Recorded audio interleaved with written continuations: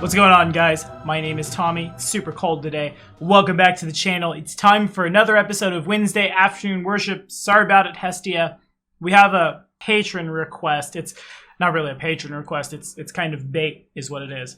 As some of you know by now, I, yours truly, will be playing in Book 2 of Age of Ashes, playing a Gestalt champion druid, and I needed a deity. There's a whole story about who I chose here in a sec. But that deity doesn't have 2nd edition stuff yet, nor does it have quite a lot of 1st edition stuff. So today, because my GM asked me to put it together, we're heading on back to Ancient Osirion to talk about Wadjet. If you're liking what you're seeing, remember to like, subscribe, and ding the bell. Today, this episode of Wednesday Afternoon Worship is brought to you in part by our newest patron. Seriously, y'all keep rolling in. Welcome, Shadow Knight 68.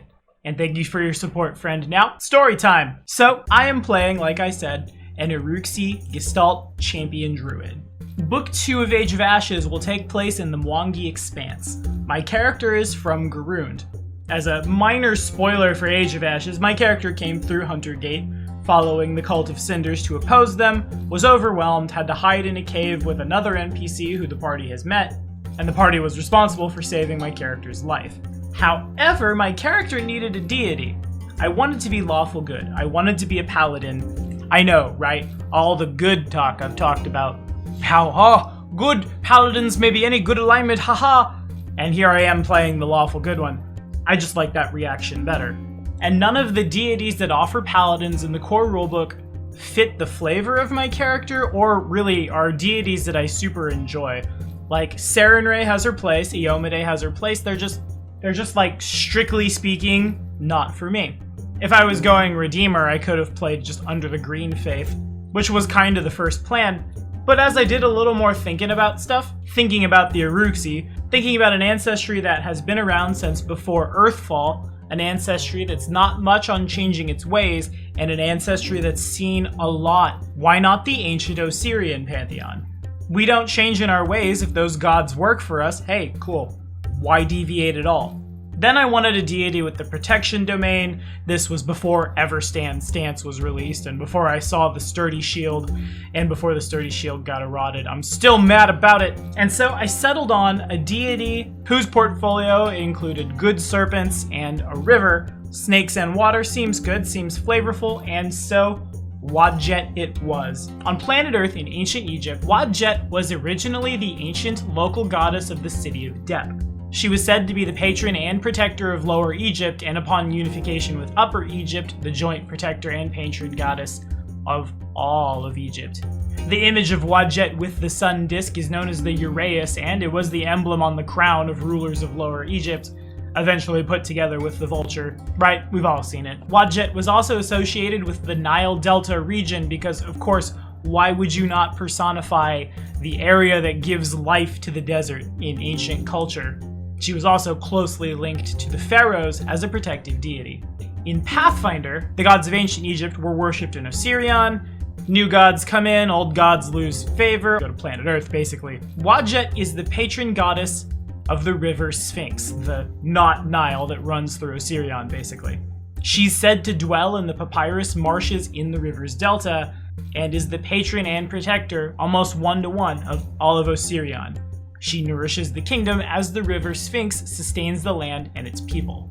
As a teacher and giver of wisdom, she's the mother of the Uraeuses, those two-headed winged serpents, who are her emissaries and spirits of caution, guidance, and protection. Wadjet appears as a woman with the head of a cobra, with winged arms outspread in a protective pose, or as a winged cobra with a woman's face. Again, almost a one-to-one. Wadjet is patron and protector of the pharaohs, and the Uraeus is part of the royal regalia. Although she's got temples basically everywhere in Osirion, smaller shrines to Wadjet of course stand along the banks of the river Sphinx, as you very well would expect them to. Now, let's start with the stuff we do have in 1st edition. Wadjet's alignment is lawful good. Her domains are good, law, protection, travel, and water, with the subdomains Arcane, defense, exploration, purity, rivers, and trade. Her favorite weapon is the light mace, and her symbol is the Uraeus. Gonna shake it up here a little bit. Let's go ahead and jam her Paladin Code in now. The just and innocent are my wards. I will keep them safe and protect them from evil to my last breath. There are those who cannot travel to find what they need, If I find myself lacking in actions, I will journey and find those who need my help. I will offer my services to explorers, traders, and travelers who are unable to defend themselves. Their journeys aid us all. I never turn away from those that seek my counsel. If I cannot aid, I will find one who can. Apep and his minions seek to destroy others. I am the only one who stands against his will. When I can, I will journey to cleanse his presence in the world. In before we change the big overarching bad god of Age of Ashes from who it is to Apep. Water is life. I must protect the rivers and waters to keep them safe and pure for all, as even the Pharaoh thirsts. On to homebrew. To perform Wadjet's obedience, immerse yourself in water at least waist deep and spend an hour meditating on all those who live near this body of water, thinking about what their needs might be, what dangers may threaten them, and how you might best go about protecting them from these dangers. If no body of water exists in your area, you may fill a small vessel, such as a cup with fresh water, and use it as a focus for your meditation. In return, you may speak with snakes, as per speak with animals. Exalted boons give you monkey fish thrice a day, accelerate poison twice a day, or sword to snake once a day. At 16th level, you gain the service of a Uraeus companion, as if you had chosen it with the leadership feat, except it advances in such a way that it always has 2 less hit dice than you. You may choose any feats, ability score increases, or classes if you would rather not simply advance its hit dice. A Uraeus typically has 7, so if you gained access to this boon at 16th level, it would have a total of 14 hit dice, either from advancing its magical beast hit dice or by applying class levels to it. It would gain from advancement immediately upon gaining the Uraeus, and it follows you as a loyal companion as long as you do not violate Wadjet's teachings or cause harm to the innocent. Against particularly egregious transgressions, the Uraeus may decide to attack you. At 20th level, you grow a pair of feathery blue and gold wings, giving you a fly speed equal to 20 plus your base speed with perfect mobility. Sentinel boons, it's a couple of 3.5 spells for real. Backbiter thrice a day, Snake's swiftness, because you had to, twice a day or once a day, haste.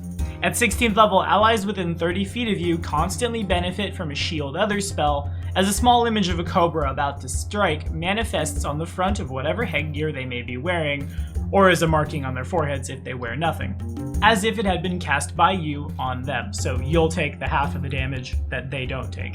If any creatures of non-evil alignment with 5 or fewer hit dice are within 30 feet of you, they benefit as well, but they instead resist 75% of the damage they would take, and you take none of the remainder.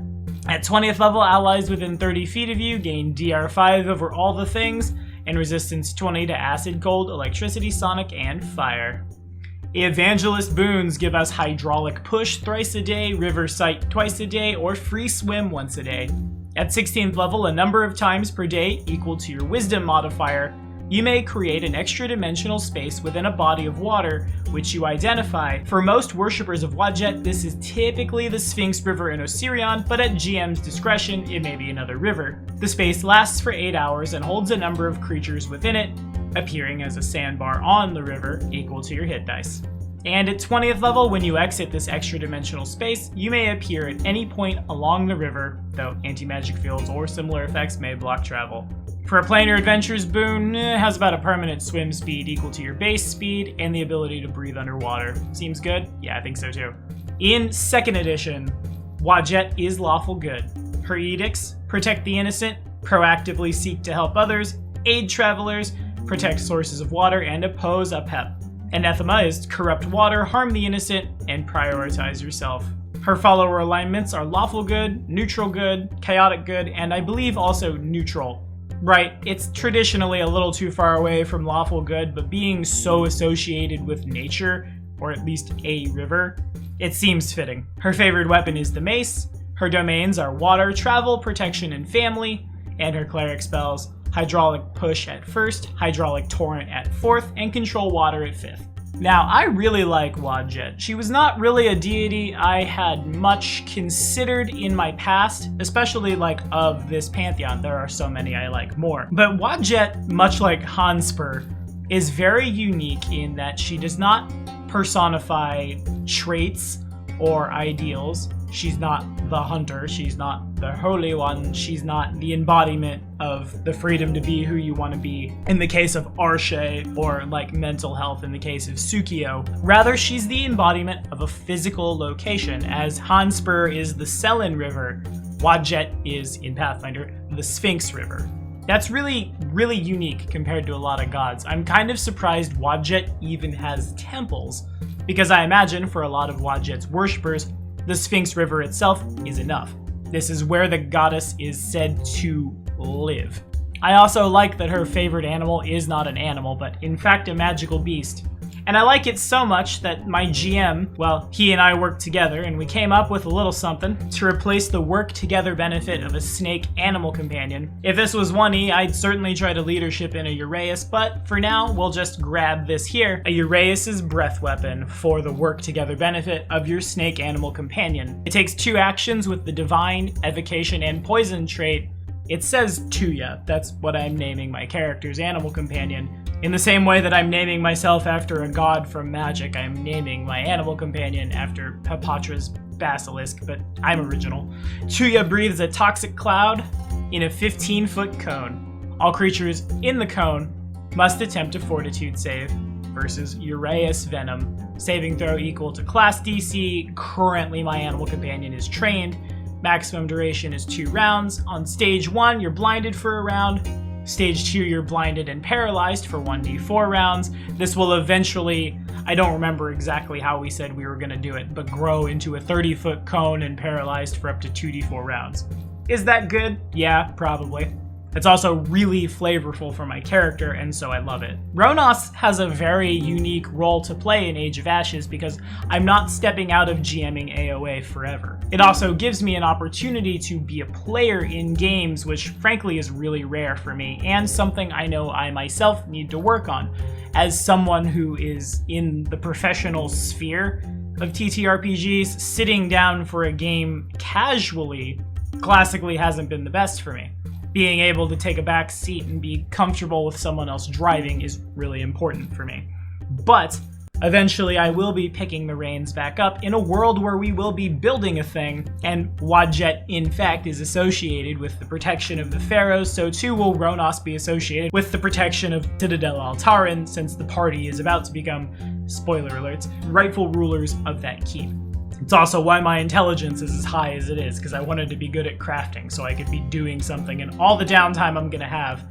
Anyway, I think I've rambled enough. What do y'all think? Have we worshipped Wadjet? How are we feeling about 2E? How are we feeling about homebrew in 2E? Throw it down in the comments. As always, thank y'all so much for watching. Will it be Hestia next week? We'll see. We're still kind of reeling from a long week of driving up and down the I-70 corridor, so the videos are still kind of resetting themselves, but in any case, thanks for watching, y'all. I'll see you next time.